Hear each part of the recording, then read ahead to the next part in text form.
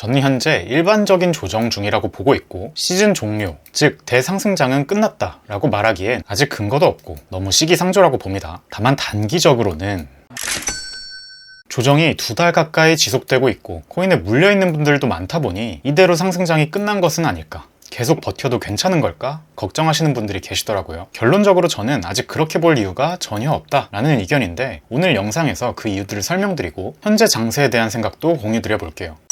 우선 지난 영상 내용부터 빠르게 짚어보고 가겠습니다. 지난 영상 촬영했을 때가 여기 저점 57K였고요. 저는 정말 여러 근거들, 예를 들어 추세선, 피보나치 비율, 이평선, 심리, 매물대 등을 말씀드리면서 저점이 될 확률이 매우 높다라고 말씀드렸었습니다. 그 이후 가격은 약 15% 올랐죠. 두 번째로 말씀드렸던 게, 그럼 2달째 이어지는 이 하락 추세의 끝은 도대체 어디냐를 판단하는 기준으로 우선 고점부터 내려오는 청록색 저항선을 뚫어줘야 그때 가서 비로소 하락 추세가 끝났다, 아니다를 얘기 시작해볼 수 있다 라고 말씀드렸었습니다. 실제로 비트는 해당 추세선을 뚫었는데요. 해당 움직임이 발생한 이후 3가지 정도 시나리오가 나온다고 생각했습니다. 첫 번째는 추세선 리테스트 지지받고 그대로 빠르게 쭉쭉 고점까지 올라가는 시나리오였습니다. 두 번째는 뚫었던 지지선 안으로 다시 내려오되 삼각수렴처럼 기간 조정으로 바닥을 다지고 다시 상승세를 시작하는 시나리오였고요. 세 번째가 저의 큰 관점에 따라서 이번 57K 저점을 못 지켜주면 크게는 40K대 초반까지도 크게 내려갈 수 있다라는 것이었습니다. 그래서 저도 여기서 리테스트 지지받고 쭉쭉 올라가는지 지켜보았습니다. 그런데 결과는 무려 1번, 2번, 3번이나 리테스트를 했는데도 결국 지지를 못 받고 흘러서 다시 뚫었던 지지선 아래로 내려와 버렸죠. 그래서 아직은 비트가 빨리 올라갈 생각은 없구나 정도로 생각하고 있고, 그렇다면 다음으로 기대해 볼 수 있는 게 두 번째 시나리오, 즉 57K 저점은 깨지 않고 그 위에서 시간을 보내면서 내려갈 듯 겁주고 시간 보내다가 다시 상승하는 그림입니다. 오늘은 이 두 번째 시나리오를 생각해 볼 수 있는 근거를 총 5가지 정도 정리해서 공유드려 보겠습니다.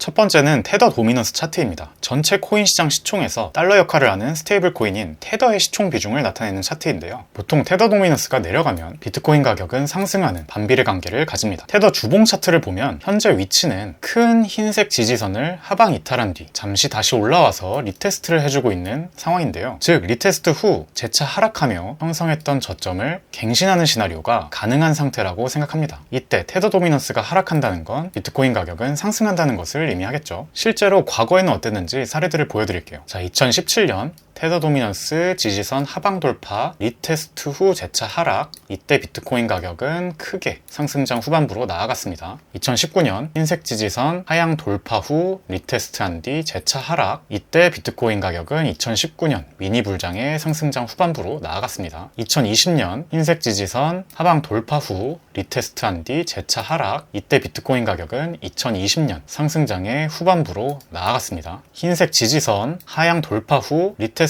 뒤 재차 하락하는 과정에서 2013년 비트코인 대불장이 시작되었죠. 흰색 지지선 하향 돌파 후 리테스트한 뒤 재차 하락, 2023년 말에서 2024년 초까지 비트코인 가격은 상승했죠. 따라서 이번에도 눈에 띄는 이 흰색 지지선을 하향 돌파했다면 리테스트할 때 잠시 조정을 거친 뒤 재차 하락하는 과정에서 비트코인 가격은 상승할 수 있겠다라고 생각해 볼 수 있겠습니다. 두 번째는 고래들의 매집입니다. 최근 1, 2주간의 조정장에도 불구하고 몇몇 고래 지갑들은 계속해서 매집을 하는 것을 온체인 데이터를 통해서 추적할 수 있었습니다. 이전 영상들에서 현재 장세는 바닥에서 매집했던 고래들에서 비트코인이 전 사이클의 고점을 뚫으며 신규 진입하는 고래들에게 손바뀜이 일어나는 장세다 라고 말씀드렸는데, 여전히 그러한 상황이 발생하고 있다고 보여집니다. 여기서 손바뀜이 2021년도처럼 고래에서 개미에게로 일어난다면 사이클의 고점 신호겠지만, 고래에서 고래로 이전되는 것은 2020년 중반부 전 사이클의 고점을 뚫을 때부터 나타나는 상승장 중반부의 자연스러운 현상입니다. 세 번째는 ETF 순유입입니다. 뉴스를 팔로우업 하시는 분들은 이미 아시겠지만 4월 말에서 5월 초 순유출이 발생한 것과는 대조적으로 5월 3일부터는 순유입이 다시 회복되거나 잠잠해진 모습입니다. 미국뿐 아니라 홍콩 ETF도 순유입 규모가 크진 않지만 제법 괜찮은 순유입을 보여주고 있습니다. 최근 비트코인의 가격은 비트코인 ETF의 순유입 규모와 상관관계가 있었던 것이 사실이기 때문에 이를 인정하고 계속 모니터링하는 것이 것이 필요하다고 봅니다. 특히 흥미로운 부분은 타 ETF 대비 수수료도 비싼 그레이스케일의 ETF에서 올해 최초로 순유입이 발생했다는 점이죠. 지속적인 순유출이 시장의 하방 압력으로 작용했었는데 그것이 잠잠해졌다는 것만으로도 시장에는 긍정적인 요인이 하나 생겼다고 생각됩니다. 네 번째는 반감기 이후 채굴자들의 매도세가 생각보다 약하다는 것입니다. 앞서 반감기에 대한 생각을 정리한 영상에서 반감기 전후에 나타나는 조정장은 채굴자들의 매도에 의해 나타나는데 이번엔 네 번째 반감기인 만큼 이미 채굴자들이 경제적으로, 채굴 장비적으로 대비가 되어 매도세가 약할 수 있다고 말씀드렸는데 실제로도 과거 대비 약하게 나타나고 있는 것이죠. 그래서 많은 분들이 걱정하시던 반감기 후 조정장이 아직은 거의 나타나고 있지 않다라는 점도 나쁘지 않은 상황이라고 생각합니다. 다섯 번째는 사실 긍정 요인이라기보다는 왜 5월 정도까지는 바로 상승하지 못하고 기간 조정이 지속될 수 있는지에 대한 이야기인데요. 바로 미국 대선과 주식시장 계절성입니다. 보통 미국 대선이 있는 해에는 현직 대통령이 재선을 위해 돈을 많이 풀게 되고 그로 인해 그 해 하반기 주식시장이 좋은 경향이 있었습니다. 실제로 현재 바이든 정부도 단기채를 급하게 발행하면서 돈을 풀려고 하고 있고 긴축 속도를 늦추는 정책들을 하겠다 발표했죠. 그리고 의심스럽게도 파월이 고용지표를 눈여겨보고 금리 인하 시기를 정하겠다고 한 지 얼마 지나지 않아 정부 고용이 크게 줄어들며 고용이 둔화된 지표들도 발표되었습니다. 돈을 풀겠다는 의지는 정말 강한 것으로 보여지고요. 특히나 트럼프 전 대통령의 지지율이 바이든 대통령을 앞서고 있다는 뉴스도 많이 나오고 있기 때문에 정말 웬만해서는 돈을 풀지 않을 이유가 없을 것이라 생각합니다. 그런데 이런 돈 풀기 효과는 보통 6개월 정도 시차를 두고 경제 성장률에 반영이 된다고 합니다. 그래서 대선이 있는 11월에 경제 지표가 딱 좋게 나오게 하기 위해서 2분기쯤부터 슬슬 돈을 푸는 거고요. 그게 바로 5, 6월쯤부터죠. 대선이 있는 해에 주식시장 가격의 통계를 보면 대략 3에서 5월은 조정장을 겪다가 그 이후로 쭉 상승하는 것도 그 때문이 아닐까 싶습니다. 비트코인이 글로벌 M2 통화량과 높은 상관관계가 있는 것은 통계적으로 거의 팩트이기 때문에 올해도 통화량이 다시 증가하기 시작한다면 주식시장과 같이 4, 5월 조정장 후 6, 7월쯤부터는 다시 상승 동력을 갖추지 않을까 생각합니다. 물론 정확한 시점은 그때 가서 차트와 다른 요소들을 종합적으로 한 번 더 판단해야겠죠. 결론적으로 지금은 좀 지루하고 답답할 수 있지만 좀 더 기다려보는 것이 여러모로 좋겠다라는 의견입니다.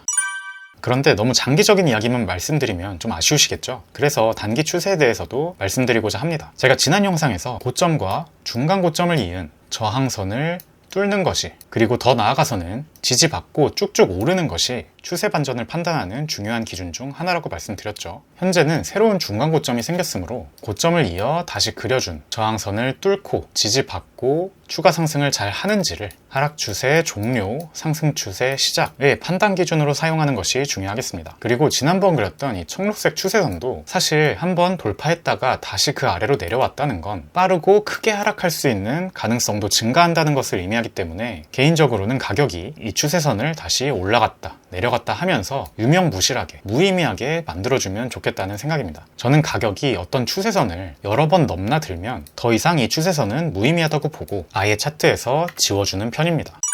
그런데 만약 57K 부근의 저점을 다시 이탈하고 하락을 한다면 이 경우에 대해서도 당연히 생각을 해둬야 합니다. 그렇게 될 경우 계속 말씀드렸던 것처럼 저는 애매하게 50K대 초반에서 저점이 나오기보다는 앞자리가 4자로 바뀌면서 48K 밑으로 최대 40K대 초반까지도 내려갈 수 있다고 생각합니다. 57K의 저점이 그만큼 여러 반등 근거들이 넘쳐났던 중요한 지지 구간이자 매물대였기 때문에 뚫리면 다음 매물대까지 크게 내려갈 확률이 높다고 생각하기 때문입니다. 중간에 매물대도 약하게 있죠. 그래서 그러한 점도 생각하시고 리스크 관리하셨으면 좋겠고요. 선물 투자 하시는 분들은 57K 저점 이탈하는 그 순간부터는 손절도 익절도 짧게 하시는 게 중요할 것 같습니다. 저는 현재 현물 투자를 하고 있고 더 큰 상승장은 어차피 끝나지 않았다 보기 때문에 40K 때까지 급락하더라도 홀딩 할 거고 오히려 더 사겠다 라고 말씀드렸던 의견을 여전히 고수하고 있습니다.